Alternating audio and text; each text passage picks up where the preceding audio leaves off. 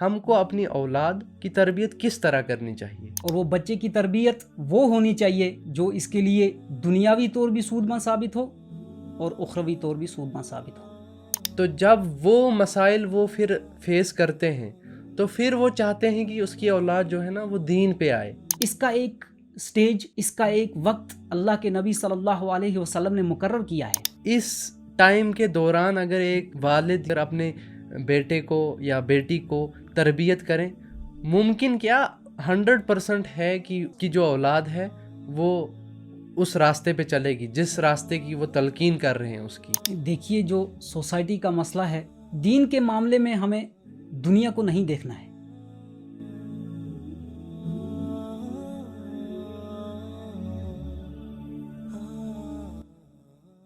الحمدللہ الصلاۃ والسلام علی رسول اللہ، اما بعد، today in this new podcast ہمارے ساتھ ایک نئے مہمان ہیں، شیخ بلال۔ شیخ، السلام علیکم ورحمۃ اللہ وبرکاتہ۔ وعلیکم السلام ورحمۃ اللہ وبرکاتہ۔ شیخ، کیا حال ہیں آپ کے؟ اللہ کا کرم ہے۔ کیسی کٹ رہی ہیں گرمیاں؟ تھوڑی تو ابھی پچھلے 2-3 دن سے گرمی پھر بڑھ گئی ہے، تھوڑا موسم میں چینجنگ تو آئی تھی، اس سے پہلے تو بہت گرمی پڑی تھی، لیکن تھوڑا سا اللہ کا کرم ہوا ہے کہ ابھی تھوڑی سی نارمل ہو گئی ہے۔ پھر شیخ، گرمی بھی تو رب کی نعمت ہی ہے۔ بالکل، ہر ایک چیز اللہ تعالیٰ کی نعمت ہے، بارش بھی اللہ کی نعمت ہے، وہ بھی ضروری ہے، اور گرمی بھی، چونکہ جیسے کہ اس سال تھوڑی سی بارشوں نے زور زیادہ ہی پکڑا ہوا تھا، تو بہت دیر سے ہی صحیح، لیکن اللہ تبارک و تعالیٰ نے اپنی نعمت سے نوازا اور تھوڑی سی گرمی ہوئی ہے۔ ایکچولی آپ کو پتہ ہے ہمارے اس معاشرے میں نا ایک پرابلم ہے ہمارے لوگوں میں، اگر گرمی تھوڑی زیادہ ہو جاتی ہے تو پھر بارش مانگتے ہیں، اور جب پھر بارش ہو جاتی ہے نا پھر گرمی پھر سے مانگتے ہیں۔ دیکھیے، بارش بھی ضروری ہے اور گرمی بھی ضروری ہے، دھوپ بھی ضروری ہے، لیکن جو مسئلہ ہے، ہمارے مانگنے کا طریقہ جو صحیح نہیں ہے، مانگتے نہیں ہیں، ہم کوستے ہیں، کوسنے سے جو ہے نا اللہ کی نعمت کے ناشکر گزار ہو جاتے ہیں۔ مانگنا حق ہے، مانگنا اللہ تبارک و تعالیٰ سے، جب ضرورت ہوتی ہے بارش کی تو بارش مانگنی چاہیے، جب دھوپ کی ضرورت ہوتی ہے دھوپ مانگنی چاہیے، وہ تو ایک بندے کا حق ہے کہ اللہ تبارک و تعالیٰ سے ہی مانگنا ہے۔ لیکن یہاں مسئلہ جو ہے وہ ہم مانگنے سے زیادہ ہم کوسنا شروع کر دیتے ہیں، ہائے گرمی، ہائے بارش، یہ نہیں ہونا چاہیے، وہ نہیں ہونا چاہیے، گرمی زیادہ بڑھ گئی ہے۔ اللہ تبارک و تعالیٰ کو پتہ ہے کہ مجھے کس کو کتنا دینا ہے، ہم راضی نہیں ہیں، یہی مسئلہ ہے۔ پھر جیسے کہ آپ کو معلوم ہے کہ میں نے ایک موضوع چوز کیا ہے کہ پیرنٹنگ اور پیرنٹس، یا اولاد کی تربیت کہہ لیجیے آپ، یہ بڑا اہم جو موضوع ہے ہمارے، کیونکہ جو ہمارا یہ معاشرہ ہے اس میں ہر جگہ نا ایک پیرنٹ ڈاؤن دکھتا ہے کہ وہ اپنے جو اس کی اولاد ہے اس کو کنٹرول کس طرح کرے، یا اس کو آگے کا راستہ اس کو کیسے دکھائے۔ کیونکہ مسئلہ یہ ہے نا، ایک جب نیولی میرج ہوتی ہے ایک کپل کی، تو وہ چاہتا ہے کہ اس کی اولاد کی جو تربیت ہو وہ بیسٹ ہو، وہ بیسٹ چاہتا ہے، کیونکہ اولاد ہی ہے جو اس کو فیوچر میں کامیابی دے گی، اور وہ اپنی 100% کوشش کرتا ہے کہ میری اولاد جو ہے نا وہ اس سے سیٹسفائی ہو جائے، اور جو بھی اس کے مقاصد ہیں وہ ان میں پورا ہو۔ تو اور ظاہر ہے ایک ماں باپ اپنی اولاد سے محبت بھی بہت ساری کرتے ہیں، تو یہاں پہ مسئلہ یہ ہے کہ ہم کو اپنی اولاد کی تربیت کس طرح کرنی چاہیے۔ الحمدللہ وحدہ، الصلاۃ والسلام علی من لا نبی بعد۔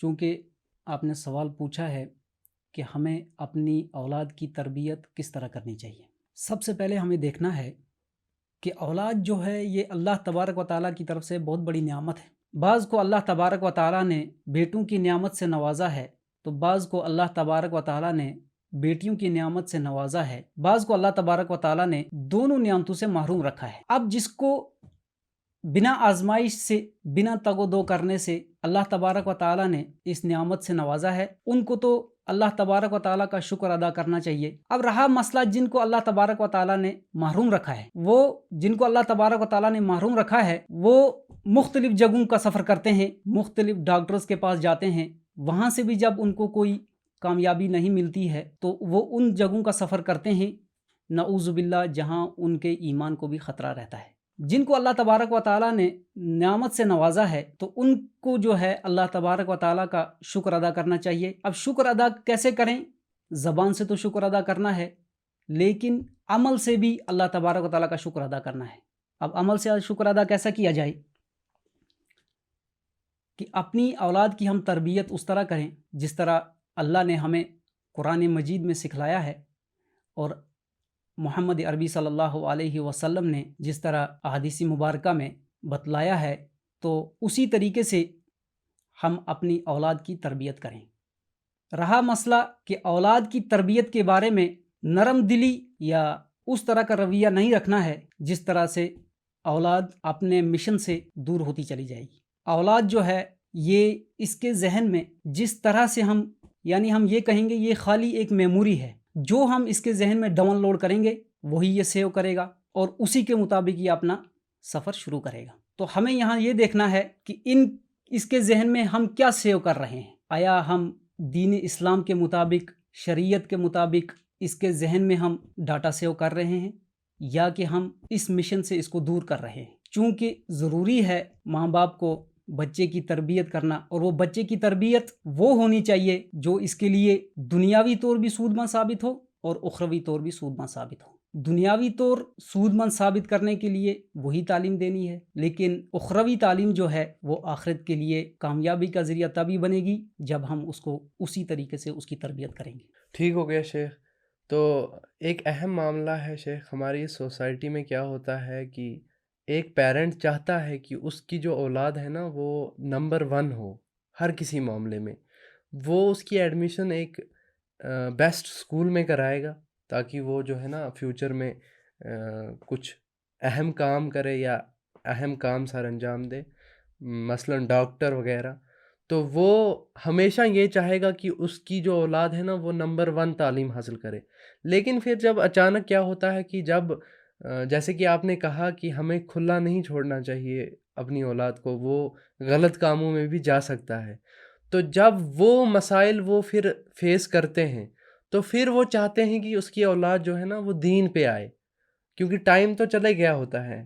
وہ پہلے چاہتے ہیں کہ ہماری جو اولاد ہے وہ یہ کرے وہ کرے، اور پھر جب 17 یا 18 سال کی ایج میں وہ آتا ہے تو پھر وہ چاہتے ہیں کہ ان کی اولاد دین پہ آئے، نمازیں قائم کرے۔ یہ ایک اہم معاملہ ہے۔ تو میرا سوال آپ سے یہ ہے کہ بچے کی جو تربیت ہے نا اس کا ٹائم کیا ہے؟ کوئی مقرر وقت ہے؟ کس وقت کرنی چاہیے؟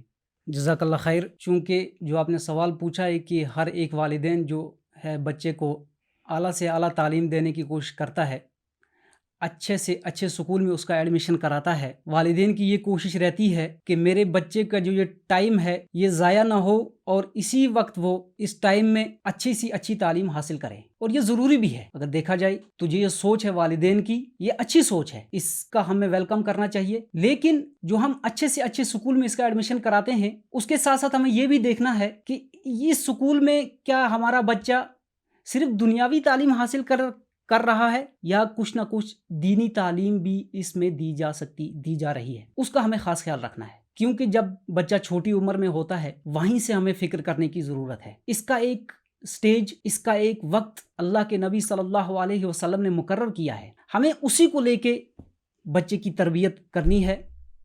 یعنی کہ نبی اکرم صلی اللہ علیہ وسلم نے فرمایا کہ جب آپ کا بچہ، چاہے وہ لڑکا ہو یا لڑکی ہو، جب وہ 7 سال کی عمر تک پہنچ جائیں تو ان کو نماز کی ترغیب دو، ان کو نماز، جو دین کے اچھے اچھے کام ہیں ان کی طرف ان کا رجحان بڑھاؤ۔ اگر وہ اس پہ ٹھیک چل رہے ہیں تو ٹھیک، اگر نہیں تو پھر اللہ کے حبیب صلی اللہ علیہ وسلم نے فرمایا کہ جب وہ 10 سال کی عمر تک پہنچ جائیں تو اگر وہ اس تربیت کے مطابق 100% رزلٹ نہیں آ رہا ہے تو پھر تھوڑی سی سختی کرنے کی ضرورت ہے، ایک والدین اپنے مشن میں کامیاب ہو سکے۔ اور فرمایا کہ جب بچہ 10 سال کی عمر تک پہنچ جائے تو ان کو ان کے بستر بھی الگ کر دو، تاکہ بچے کا جو ذہن ہے نا، جیسے میں نے پہلے بھی کہا کہ جو ہم اس میں سیو کریں گے، جو ہم اس میں ڈالیں گے وہ وہی سیو کرے گا۔ ضروری نہیں ہماری باتوں سے ہی وہ سیو کرے، وہ کچھ خود بھی دیکھ کے خود بھی نوٹس کرتا ہے کہ ہمیں صرف زبان سے ہی تربیت نہیں کرنی ہے۔ اخلاقی تربیت بھی کرنی ہے. اخلاقی تربیت یہی ہے کہ ہم خود اسی کمرے میں بیٹھے ہوتے ہیں، موبائل پکڑا ہے، وہ چیزیں ہم دیکھ رہے ہیں، بچے کو ہم فورس کرتے ہیں کہ آپ پڑھیے. بچہ دوسرے کونے میں بیٹھا ہوا ہے، حالانکہ وہ نہیں دیکھ رہا ہے کہ میرے والدین جو ہیں کیا دیکھ رہے ہیں، یا لیکن آواز اس کے کانوں تک پہنچ رہی ہے. آواز جو ہے جب اس کے کانوں تک پہنچ رہی ہے وہ اس کے ذہن پر غلط اثر ڈال رہی ہے. یہ ایک بہت بڑا ظلم ہے. کیسے کہ ایک تو ہم اس کو فورس کر رہے ہیں کہ پڑھیے، کتاب اس کے سامنے رکھ دی، نوٹ بک اس کے سامنے رکھ دی، اور ہم کسی دوسرے کام میں مشغول ہو گئے ہیں. تو وہ ہم تو اس کو فورس کر رہے ہیں آپ پڑھیے، لیکن اس کا ذہن کہاں ہے؟ اس کا ذہن جو ہے وہ موبائل کی طرف ہے کہ اس میں کیا آواز چل رہی ہے. کیونکہ ہم اخلاقی طور بھی اتنے پست ہیں کہ ہم بچے کو خود دوسرے کام میں لگا کے خود کسی اور کام میں لگ جاتے ہیں، اور ہم ذرا بھی احساس نہیں کرتے ہیں، ہمیں ذرا بھی محسوس نہیں ہوتا ہے کہ بچے کو اس پہ کیا اثر ہو سکتے ہیں. بالکل. صرف زبان سے، حالانکہ زبان سے بھی ضروری ہے، صرف زبان سے زبان کی تربیت تک ہمیں محدود نہیں رہنا ہے. اخلاقی تربیت بھی بچے کی ضروری ہے. دیکھیے، بچے کو نرم دلی سے بات کرنا، یہ بھی ایک، جیسے ہم دیکھتے ہیں کہ حضرت لقمان علیہ الصلاۃ والسلام نے جب اپنے بچے کو جب نصیحت کرتے ہیں تو انداز دیکھیے. ہمیں یہ چیز اپنے سامنے اپنی زندگی میں لانی ہے. حضرت لقمان علیہ الصلاۃ والسلام اپنے بچے کو نصیحت کرتے ہیں، یا بنیا لا تشرک باللہ، اے میرے بیٹے. لہجہ جب نرم ہوگا تو ان کا جو ہے سننے کی شوق جو ہے، جو بچہ سنتا ہے اس کا بھی ایک رجحان، ایک شوق بڑھتی ہے کہ میرے والدین مجھ سے کیا کہہ رہے ہیں. جب ہم اپنا لہجہ سخت کریں گے، چاہے بات کتنی ہی اچھی کیوں نہ کریں، لیکن بچے کے ذہن پہ اثر نہیں کرے گی. اس کی وجہ ہے کہ ہم وہ لہجہ، وہ انداز نہیں اپنا رہے ہیں. یا بنی لا تشرک باللہ ان الشرک لظلم عظیم، اے میرے بیٹے اللہ کے ساتھ کسی کو شریک مت ٹھہرانا، کیونکہ یہ بہت بڑا ظلم ہے. وہاں پہ حضرت لقمان نے یہ نہیں کہا کہ یہ کام نہیں کرنا ہے، اس طرح نہیں کھیلنا ہے، اس طرح نہیں کھیلنا ہے، یہ نہیں کھانا ہے، یہ نہیں کھانا ہے. نہیں، جو چیز اہم ہے، جس کی ضرورت ہے، جو اس کی زندگی سنوار بھی سکتی ہے، بگاڑ بھی سکتی ہے.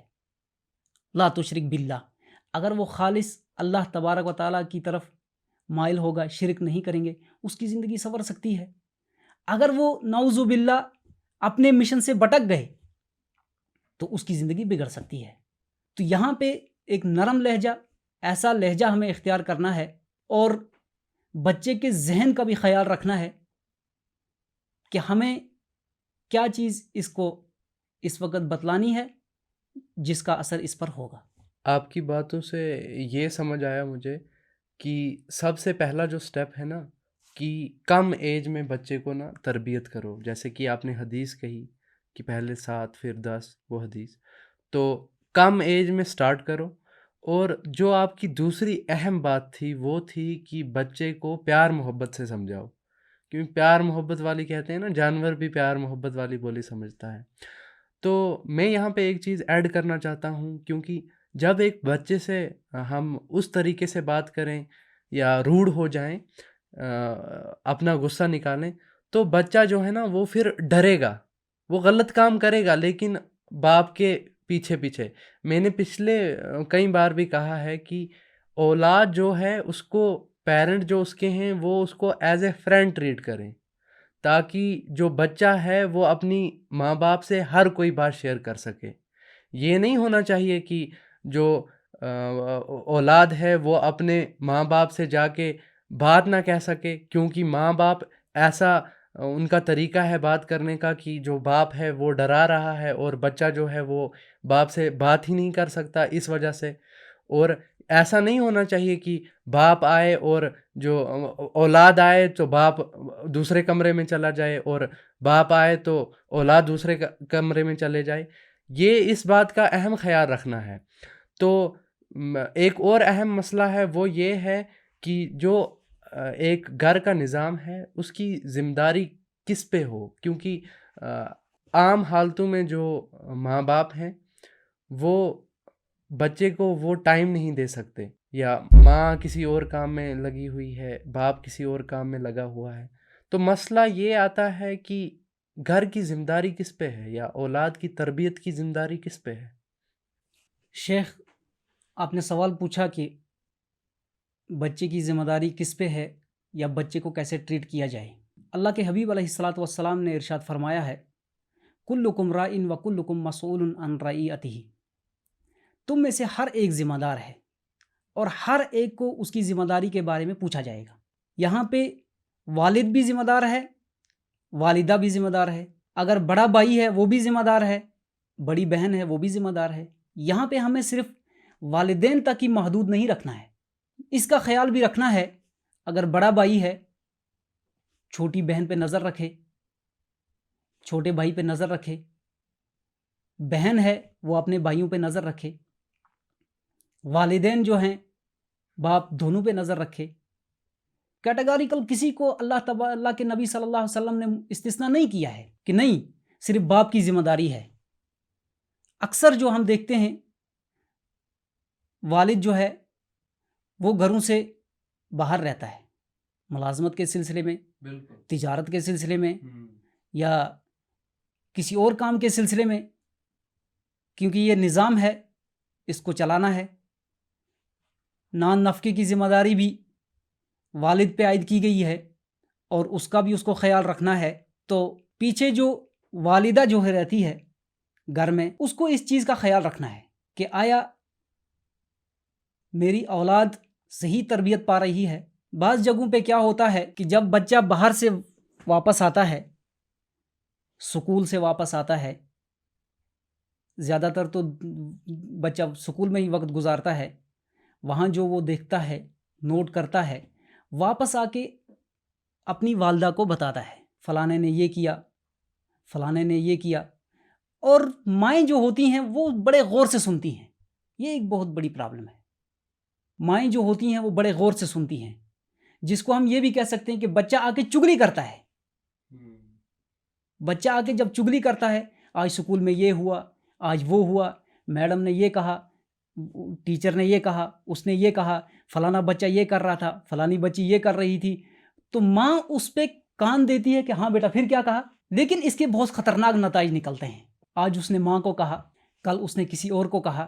یہیں پہ بچے کو ٹوکنا ہے. نہیں بچے آپ کا کام جو ہے وہ پڑھنا ہے. کوئی کیا کر رہا ہے کیا نہیں کر رہا ہے، جب شروع میں جب چھوٹے بچے کو ہم ٹوکیں گے کہ یہ کام غلط ہے، کسی کی چیمنگوئیاں، کسی کے بارے میں بدگمانی کرنا، کسی کی بری بات سوچنا کسی کے بارے میں، یہ غلط ہے، تو اس کے ذہن میں یہ بات بیٹھ جائے کہ ہاں یہ غلط ہے. جب ہم اس کو یہاں سے کوشش کریں گے ہاں پھر کیا کہا، پھر کیا ہوا، تو کل وہ آج 2 باتیں بتائی کل 4 بتائے گا، تو اس کا غلط جو اثر بچے پہ پڑتا ہے. ان چیزوں کا خیال رکھنا ہے. تو جیسے کہ کلکم راء وکلکم مسئول عن رعیتہ، ہر ایک ذمہ دار ہے اور ہر ایک کو اس کی ذمہ داری کے بارے میں پوچھا جائے گا. یہ ایک گھر کا ماحول ہم ایسا بنائیں. اللہ تبارک و تعالیٰ نے قرآن مجید میں ارشاد فرمایا، ہن لباس لکم وانتم لباس لہن. وہ جو آپ کی بیویاں ہیں وہ آپ کے لیے لباس ہیں، آپ ان کے لیے لباس ہیں. اب لباس کیوں کہا، لباس کے ساتھ تشبیہ کیوں دی؟ چونکہ اگر ہمارے لباس کو کہیں گندگی لگ جاتی ہے، ہم پھر اس کو ڈنڈورا نہیں پیٹتے ہیں، جا کے نہیں بتاتے ہیں کسی کو کہ دیکھو میرے لباس میں گندگی لگی ہے، لیکن کوشش کرتے ہیں کہیں سائڈ میں جا کے اس کو مٹانے کی تاکہ کوئی دیکھ نہ لے. اسی طرح سے اللہ تبارک نے بہترین مثال دی ہے کہ ہن لباس لکم وانتم لباس لہن. وہ آپ کے لیے لباس ہیں، آپ ان کے لیے لباس ہیں. اگر آپ کو کچھ لگ رہا ہے کہ تھوڑی سی خرابی ہے، کسی کو نہیں دکھانا ہے، یہ آپ کا لباس ہے، سائڈ میں جا کے اس مسئلے کو حل کرنا ہے، اس گندگی کو دور کرنا ہے، سمجھانا ہے یہ غلط ہے. جب اس کو لے کر ہم گھر میں ایسا ماحول کریٹ کریں، لڑائی والا ماحول یا گالی گلوچ والا ماحول، بد کلامی والا ماحول، تو اس کا اثر کس پہ پڑے گا؟ اس کا اثر بچے پہ پڑے گا۔ حالانکہ اس وقت بچہ کچھ نہیں بولے گا، لیکن اندر سے اندر وہ اس کو دیکھتا رہتا ہے، سنتا رہتا ہے، اور ان باتوں کو اپنے ذہن میں محفوظ کرتا رہتا ہے کہ والد کا رویہ میری والدہ کے ساتھ کیسا ہے، والدہ کا رویہ میرے والد کے ساتھ کیسا ہے۔ ان چیزوں کا خیال رکھنا ہے، والد کو بھی، والدہ کو بھی۔ اگر کچھ تھوڑا بہت تو میں ہو بھی جاتی ہے، تھوڑا کسی مسئلے پہ اختلاف ہو بھی جاتا ہے، تو الگ کسی جگہ پہ اس کو حل کرنا ہے، تاکہ اس کا غلط اثر اولاد پہ نہ پڑے۔ کیونکہ جیسے نبی کریم صلی اللہ علیہ وسلم نے، میں نے پہلے بھی کہا کہ ایک سٹیج مقرر کیا ہے، کراس کر جاتے ہیں، وہاں پہ اپنی ذمہ داری جب ہم نہیں نبھا پاتے ہیں، پھر ایک ایسا سٹیج آتا ہے جہاں ہمیں پھر اولاد کے ساتھ مشورے سے کام چلانا ہے، پھر اس کو اپنے مشورے میں لانا ہے۔ اب وہ مشورہ مانے، کیونکہ وہ میچور ہو جاتا ہے، کیونکہ وہ بالغ ہو جاتا ہے، اس سٹیج تک پہنچ جاتا ہے، کم از کم اس کو اتنی تمیز ہو جاتی ہے کہ یہ کیا کہہ رہا ہے، وہ کیا کہہ رہا ہے، باہر کیا ہو رہا ہے، اندر کیا ہو رہا ہے، لوگوں کا رجحان وہ سمجھ سکتا ہے اس وقت، اور وہ اس وقت ممکن ہے مشورے میں نہ آئے اور وہ دین اسلام سے اور زیادہ دور ہوتا چلا جائے۔ ان چیزوں کا ہمیں اپنے گھروں میں خیال رکھنا ہے۔ تو شیخ، میں یہاں پہ ایک چیز ایڈ کرنا چاہتا ہوں، ایک لیسن سمجھیے آپ اس کو۔ ہمارے ساتھ ہماری کمپنی میں ایک لڑکا ہوتا تھا، تو ہم جو دوست یار تھے نا، ہم گھومنے چلے جاتے تھے، کبھی ادھر کھیلنے، ادھر چلے جاتے تھے۔ تو وہ جو لڑکا تھا، اس کے والد جو تھے اور ماں باپ اس کے بڑے اسٹرکٹ تھے، تو پھر ہم اس کا مذاق اڑاتے تھے کہ جا تیرا باپ کہاں تجھے آنے دے گا۔ یا ہم کبھی کرکٹ کھیلنے چلے جاتے تھے، اس کو کہتے تو آئے گا، تو دوسرا دوست کہتا تھا او یہ کہاں آئے گا، اس کا جو باپ ہے وہ کہاں اسے آنے دے گا۔ تو وہ بات جو ہے نا، وہ آج مجھے سمجھ آ رہی ہے کہ اس کے والد جو تھے نا، وہ صحیح کرتے تھے، کیونکہ جیسے کہ آپ نے پہلے بھی کہا کہ ایک سٹیج، ایک ٹائم جو ہے نا وہ رکھا گیا ہے۔ اس ٹائم کے دوران اگر ایک والد یا ایک والدین جو ہے نا، وہ اگر اپنے بیٹے کو یا بیٹی کو تربیت کریں، ممکن کیا 100% ہے کہ اس کی جو اولاد ہے وہ اس راستے پہ چلے گی جس راستے کی وہ تلقین کر رہے ہیں اس کی۔ تو یہ ایک اہم معاملہ جو میں نے آپ سے شیئر کیا۔ آتا ہوں میں اپنے سوال پہ، تو مسئلہ ایک اور ہے ہماری اس سوسائٹی میں۔ ایک والد ہے، وہ اپنے بچے کو چاہتا ہے کہ میں اس کو دینی تعلیم دوں، میں اللہ تعالیٰ کے قریب، اللہ تعالیٰ کی جو اور رسول اللہ صلی اللہ علیہ وسلم کی تعلیم سکھائی گئی ہے وہی اسے دوں۔ تو مسئلہ یہ آتا ہے کہ سوسائٹی جو ہے نا، وہ کہتی ہے کہ اس نے مارے ڈر کے کہ پیسے خرچ ہو جائیں گے، تو اس ڈر کے اس نے جو ہے نا کہا کہ میں اس کو یہ تعلیم دوں۔ تو سوسائٹی کی ان باتوں کی وجہ سے وہ گیو اپ کر دیتا ہے، وہ کہتا ہے کہ لوگ برا بھلا کہیں گے۔ تو مسئلہ یہ آتا ہے یہاں پہ، اس پہ آپ وضاحت کریں۔ دیکھیے، جو سوسائٹی کا مسئلہ ہے، دین کے معاملے میں ہمیں دنیا کو نہیں دیکھنا ہے، دین کے معاملے میں ہمیں ان باتوں کو دیکھنا ہے جو اللہ اور اللہ کے حبیب علیہ الصلاۃ والسلام نے ہمیں جن باتوں کی تلقین کی ہے۔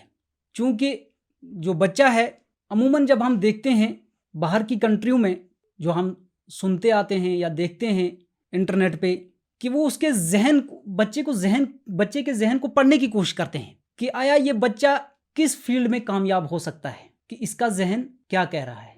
وہ ان کو اسی فیلڈ میں اس کو پھر سپورٹ کرتے ہیں۔ لیکن اس فیلڈ کو سپورٹ کرنے کے ساتھ ساتھ ہمیں یہ بھی خیال رکھنا ہے کہ اس کی دنیا بھی سنور جائے، آخرت بھی سنور جائے۔ جیسے کہ ہم نماز میں بھی دعا کرتے ہیں، ربنا آتنا فی الدنیا حسنۃ وفی الآخرۃ حسنۃ وقنا عذاب النار۔ اے اللہ تبارک تعالیٰ ہمیں بہترین دنیا بھی عطا کر، بہترین آخرت بھی عطا فرما۔ دنیا کی غلط کاموں سے بھی ہمیں نجات دلا، آخرت میں بھی ہمیں محفوظ فرما۔ ربنا آتنا فی الدنیا حسنہ وفی الآخرۃ حسنہ وقنا عذاب النار۔ ان چیزوں کا ہمیں خیال رکھنا ہے۔ سوسائٹی کیا سوچتی ہے، ہمیں وہ نہیں سوچنا ہے، کیونکہ سوسائٹی میں وہی بندہ سوچے گا جس کی تربیت بچپن میں کمزور ہوگی، جس کی تربیت بچپن میں والدین نے یہ کی ہوگی کہ دین اسلام کی اہمیت کیا ہے، قرآن کی اہمیت کیا ہے، احادیث کی اہمیت کیا ہے ہماری زندگی میں، اسلام کے مطابق، دین کے مطابق زندگی گزارنے کی کیا اہمیت ہے، وہ یہ نہیں سوچے گا۔ یہ کون لوگ سوچیں گے کہ جن کے ذہن میں یہ بات بیٹھ چکی ہے کہ دنیاوی تعلیم میں ہی کامیابی ہے، ڈاکٹر بننے میں کامیابی ہے، انجینئر بننے میں کامیابی ہے، IAS افسر بننے میں کامیابی ہے، ان چیزوں میں کامیابی ہے، لیکن وہ کامیابی اگر ہے بھی وہ وقتی طور ہے۔ دنیاوی لحاظ سے، اخروی لحاظ سے اگر ہمیں کامیابی ڈھونڈنی ہے تو ہمیں مدارس کا رخ کرنا ضروری ہے۔ اپنے بچوں کو اگرچہ ہم کسی بڑے مدرسے تک نہیں پہنچا سکتے ان کو، لیکن کم از کم ان مدرسوں تک ضرور پہنچائیں جہاں ان کا لگاؤ قرآن سے لگا رہے، جیسے محلے میں کوئی درسگاہ ہے، گاؤں میں کوئی درسگاہ ہے جہاں قرآن و حدیث کے مطابق صحیح تعلیم دی جا رہی ہے، وہاں میں اپنے بچے کو بھیجنا ہے۔ ایسا نہ ہو کہ درسگاہ کے نام پہ درسگاہ تو ہے لیکن وہاں توحید کے خلاف تعلیم دی جا رہی ہو، بچے کو توحید سے دور کیا جا رہا ہو، اس کا عقیدہ خراب کیا جا رہا ہو۔ جیسے میں نے پہلے بھی کہا، جو ہم اس کی میموری میں سیو کریں گے، تو اگر اس سٹیج پہ ہم نے اپنے سر سے اتارنے کی کوشش کی، بچے کو وہاں پہ بھیجنے کی کوشش کی، چلو جا رہا ہے آ رہا ہے جا رہا ہے آ رہا ہے، اب وہاں ہم یہ نہیں دیکھیں گے تعلیم کیا دی جا رہی ہے، قرآن و حدیث کے مطابق تعلیم دی جا رہی ہے یا قرآن و حدیث کے خلاف تعلیم دی جا رہی ہے، اس کا بھی خیال رکھنا ضروری ہے۔ سوسائٹی کا وہاں پہ ہمیں پرواہ نہیں کرنی ہے، دنیاوی تعلیم بھی ضروری ہے اور اخروی تعلیم بھی بچے کو اسی سٹیج سے سٹارٹ کرنی ہے جہاں سے وہ اس کی کامیابی تک پہنچ سکے۔ جزاک اللہ خیر شیخ، آپ نے سنا ہوگا یہ واقعہ کہ ایک ماں تھی، اس کے گھر میں مہمان آئے تھے، تو ماں جو تھی نا وہ سبزی بنا رہی تھی۔ بڑا اہم واقعہ ہے یہ اور میننگ فل لیسن ہے یہ۔ تو ماں جو تھی وہ سبزی بنا رہی تھی اور اس کے گھر میں مہمان آئے تھے، تو بچہ جو باہر کھیل رہا تھا، ماں نے سبزی بنا کے تیار کی جیسے، تو بچہ آیا اور سبزی میں مٹی ڈال گیا۔ تو اس وقت ماں کے منہ سے ایک دعا نکلی کہ جا اللہ تعالیٰ تجھے کعبے کا امام بنائے۔ تو شیخ سدیس کا یہ واقعہ ہے۔ تو ادھر ایک اہم مسئلہ ہے، ہماری جو مائیں ہیں، خاص کر ماؤں سے یہ ہوتا ہے، ہماری جو مائیں ہیں، اگر بچے نے کوئی کام کر دیا، کوئی بگاڑ دیا، کپ توڑ دیا، تو ماں بددعا نکالنے لگ جاتی ہے، یا کوئی ایسا کام کر دیا تو ماں جو ہے نا وہ بددعا نکالنے لگتی ہے، اور بچے کو انسلٹ کرتے ہیں، بچے کی انسلٹ کرتے ہیں چاروں کے سامنے، برے برے ناموں سے پکارتے ہیں، تو انسلٹنگ آف چائلڈ ہوتی ہے۔ تو اس پہ ذرا روشنی ڈالیے۔ دیکھیے، جو بچے نے آ کے ہانڈی میں جو مٹی ڈالی ہے وہ تو ایک نافہمی کی وجہ سے ڈالی ہے۔ اگر یہ سوچ ہوتی کہ ماں نے یہ محنت سے بنایا ہے، مہمان بھی آئے ہوئے ہیں، تو اگر میں یہ کام کر جاؤں تو ماں کے دل پہ کیا گزرے گی اور ماں اس وقت کیا کرے گی، مہمانوں کو کھانا کیسے دے گی۔ بچہ جب اس سٹیج پہ ہوتا ہے، جب غلطی کرتا ہے، وہ نافہمی کی وجہ سے کرتا ہے، اس کو وہ سوچ نہیں ہوتی ہے، وہ فہم نہیں ہوتی ہے کہ میں کیا کر رہا ہوں۔ جان بوجھ کے تو نہیں کرتا ہے، جان بوجھ کے وہی بچہ کرے گا جس کی تربیت کمزور ہوگی۔ اس سٹیج پہ ماں کو یہ سوچنا چاہیے کہ یہاں پہ ہمیں بد دعا نہیں دینی ہے، اصلاح کرنی ہے۔ بد دعا سے اس کی زندگی اور بگڑ سکتی ہے۔ بد دعا سے اس وقت ماں کو سوچنا ہے کہ جو بد دعا ہے، ماں کی بد دعا جو ہے، یہ بہت بری بات ہے، اس کے غلط اثرات ہو سکتے ہیں۔ اس وقت اس کو سمجھانے کی کوشش کرنی ہے کہ یہ کام غلط ہے، پیار سے سمجھانے کی کوشش کرنی ہے تاکہ اس کے ذہن میں یہ بات بیٹھ جائے کہ یہ بات غلط ہے۔ کیونکہ جب ہم دیکھتے ہیں آج کے بچے ذہین ہوتے ہیں، جو ہم بات ان کو بتلائیں گے وہ فوراً اس کو کیچ کر لیتے ہیں، اور پھر اگر ہمارا لہجہ، ہمارا طریقہ یہ ہو اور ہم دلی طور بھی اس چیز کی طرف دھیان دیں کہ نہیں، حقیقت میں ہمارا بچہ اس چیز سے دور رہنا چاہیے، پھر ہمارے منہ سے بد دعا نہیں نکلے گی۔ جیسے کہ شیخ سدیس کا وہ واقعہ ہے، وہاں پہ بھی دیکھیے، اگر والدہ نے بد دعا دی تو کیا بد دعا دی، یہاں پہ اس کی جان کے بارے میں یا کسی بیماری کی طرف اشارہ نہیں کیا یا کسی برے چیز کی طرف اشارہ نہیں کیا، وہاں پہ بھی کہا کہ جاؤ اللہ تبارک تعالیٰ آپ کو کعبے کا امام بنائے۔ شیخ، ہم یہ کہہ سکتے ہیں کہ اگر ایک ماں ہے، اسے عادت ہے اب بد دعا دینے کی، تو وہ ایک کام کرنے، بد دعا کی جگہ دعا دے دے۔ بالکل، دعا جو ہے، والدین کی دعا بچے کے لیے بہت مفید ہے۔ بد دعا کی جگہ دعا دے لیں، اگر دعا دینے کی توفیق نہیں ہے تو پھر کم از کم چپ رہ لیں۔ بالکل، اگر دعا دینے کی توفیق بھی نہیں ہے پھر کم از کم چپ رہے، یا بچے کو ان الفاظ سے، ان القاب سے ہم یہ پکارتے ہیں جو اس کے لیے مشکل ہوتا ہے، اور ہمارے معاشرے میں یہ ہوتا ہے کہ بچے کو ہم ان ناموں سے پکارتے ہیں، اس کی عزت کا خیال نہیں رکھتے ہیں، کہ عزت تو ہر ایک کی ہے، اس کی ذہن کا خیال نہیں رکھتے ہیں کہ اس کے ذہن پر کیا اثرات ہو سکتے ہیں، ہم ان کو ان برے ناموں سے پکارنے کی کوشش کرتے ہیں جو بچے کے لیے بہت نقصان دہ ہے۔ ان چیزوں سے ہمیں پرہیز کرنا چاہیے۔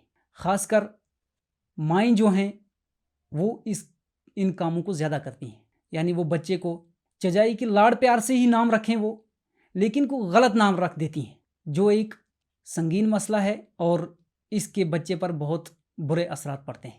چونکہ جب بچے بہت سارے کھیل رہے ہوتے ہیں کہیں پہ یا کچھ کر رہے ہوتے ہیں، ہم وہاں پہ ہی جا کے اپنے بچے کو اس طرح ٹریٹ کرتے ہیں، اس طرح اس کو جا کے پکڑتے ہیں، مارنا شروع کرتے ہیں، یا کچھ اس کے ساتھ اس طرح کا کلام کرتے ہیں جو اس کی انسلٹ ہوتی ہے باقی بچوں میں، تو وہ احساس کمتری کا شکار ہونا شروع ہو جاتا ہے۔ پھر ماں باپ سے نفرت بھی کرتا ہے اور اس کے اندر ہی اندر احساس کمتری پیدا ہو جاتی ہے کہ شاید میں ایک گرا ہوا بچہ ہوں، میں اس لائق نہیں ہوں کہ ان بچوں کے درمیان میں بیٹھ سکوں، میری حیثیت وہ نہیں ہے، میرے اندر وہ قابلیت نہیں ہے، میرے اندر اس طرح کی صلاحیت نہیں ہے کہ میں ان بچوں کے ساتھ بیٹھ سکوں، ان کے ساتھ بات کر سکوں، کیونکہ والدین نے اس کے ساتھ وہی رویہ کیا، 4 دوست جو بیٹھے ہیں ان کے سامنے اس کی بے عزتی کی، تو وہ احساس کمتری کا شکار ہو جاتا ہے اور وہ اس چیز سے ڈرنا شروع ہو جاتا ہے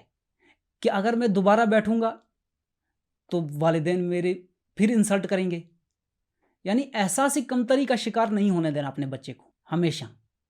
جب بچہ احساس کمتری کا شکار ہو جاتا ہے، کتنا بھی قابل بچہ ہو، وہ پھر اپنے مشن سے دور ہوتا چلا جاتا ہے۔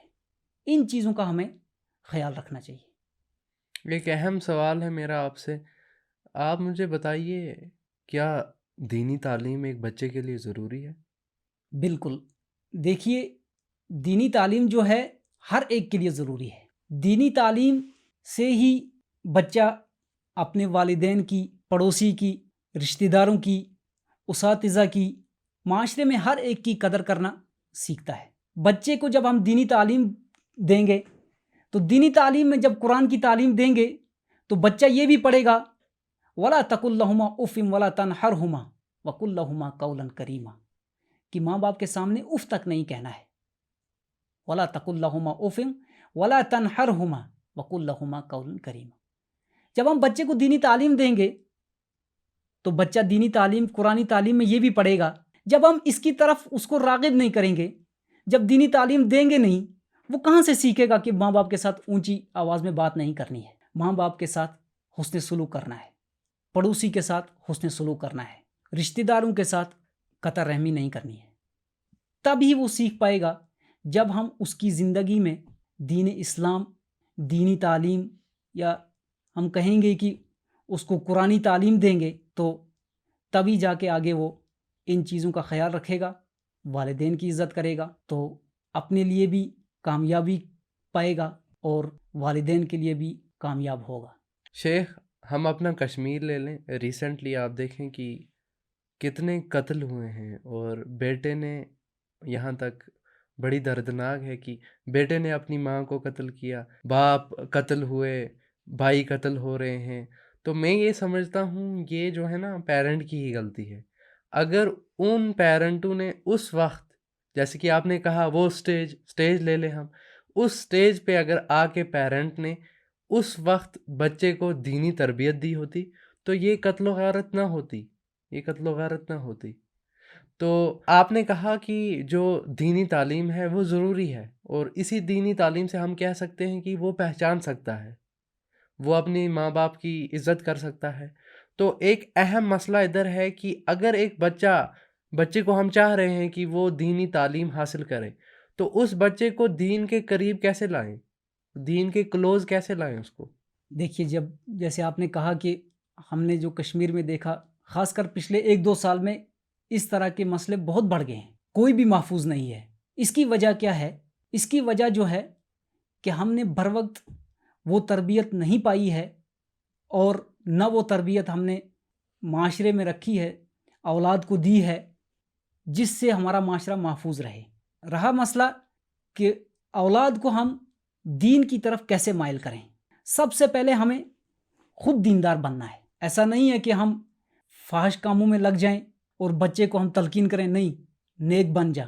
اس کے لیے کیا ہے، گھر کا ماحول ہمیں ایسا بنانا ہے تاکہ بچہ بتانے سے زیادہ خود اس چیز کو کیچ کرے کہ مجھے آگے جا کے کیا کرنا ہے. ہم خود اس چیز کی پرواہ نہ کریں، خود ہم ان کاموں کو ترک کریں جو دین اسلام، دین کے مطابق جو کام ہیں، جن کی ترغیب ہمیں قرآن مجید نے دی ہے، اللہ کے حبیب علیہ الصلوۃ والسلام نے دی ہے. ہم خود خواہشات میں لگ جائیں، گانے سننے کی کوشش کریں، یا گھر میں ہم وہ ماحول بنائیں جس کا دین اسلام کے ساتھ دور دور تک کوئی واسطہ نہ ہو. پھر ہم یہ امید رکھیں کہ ہمارا بچہ نیک بنے گا، ہمارا بچہ آگے چل کے ہماری آخرت کی جو ہے، ہمارا بچہ جو ہے آخرت میں جا کے ہمارے لیے کامیابی کا ذریعہ بنے گا. تو یہ پھر ہماری غلط سوچ ہے. سب سے پہلے ہم نے اپنے آپ کو دین اسلام کے مطابق، اپنے آپ کو دین اسلام کے مطابق لانا ہے، پھر جا کے ہم اپنے بچے کو اس کی ترغیب کریں. جیسے کہ حدیث مبارک ہے، اذا مات الانسان انقطع عنہ عملہ الا بثلاث. جب ایک انسان اس دنیا سے گزر جاتا ہے تو اس کے تمام جو نیکی کے جو راستے ہیں وہ بند ہو جاتے ہیں، لیکن 3 طرح کی جو نیکیاں ہیں وہ رہ جاتی ہیں. ایک جو ہے ان میں صدقہ جاریہ ہے، دوسرا جو ہے اس میں وہ علم ہے جو نفع بخش ہو، تیسرا جو وہ ہے ولد صالح یدعو لہ، کہ نیک اولاد جو ہے وہ اس کے لیے دعا کرے تو وہ اس کو اس کا ثواب آخرت میں ملتا رہتا ہے. لیکن یہاں ہم دیکھیں گے کہ جو لفظ ہے ولد صالح، صالح اولاد، ایسا نہیں ہے کہ کوئی بھی اولاد، صالح اولاد جو ہے جب صالح ہوگی اسی کو خیال رہے گا کہ نہیں والدین کے لیے دعا کرنی ہے، والدین کا حق ہے، والدین کے بارے میں ہمیں اچھا سوچنا ہے. ایسا نہیں ہے کہ ولد یدعو لہ، جو بچہ دعا کرے. یہاں پہ بھی ولد صالح کا لفظ لایا ہے کہ صالح اولاد جو ہے وہ دعا کریں گے تو اس کا فائدہ آخرت میں والدین کو ملتا رہے گا. جزاک اللہ شیخ. شیخ آپ کی باتوں کا کنکلوژن ہم اس طرح کر سکتے ہیں کہ پیرنٹ جو ہے وہ سٹارٹنگ سے اپنی اولاد کو تربیت دے. دوسری بات کہ جو اولاد ہے اس سے صلہ رحمی کرے، ان کے ساتھ روڈ نہ ہو. تیسری کہ اپنے جو گھر کا ماحول ہے وہ کلیئر کرے. یہ نہیں کہ گھر میں کچھ فتنہ فساد چل رہا ہے اور آپ یہ چاہتے ہیں کہ آپ کی اولاد نیک بن جائے. تو آپ کے ساتھ جو ڈسکس تھی بڑا مزہ آیا. جزاک اللہ شیخ. IC میں آنے کے لیے آپ کا بہت شکر گزار ہیں. السلام علیکم ورحمۃ اللہ وبرکاتہ.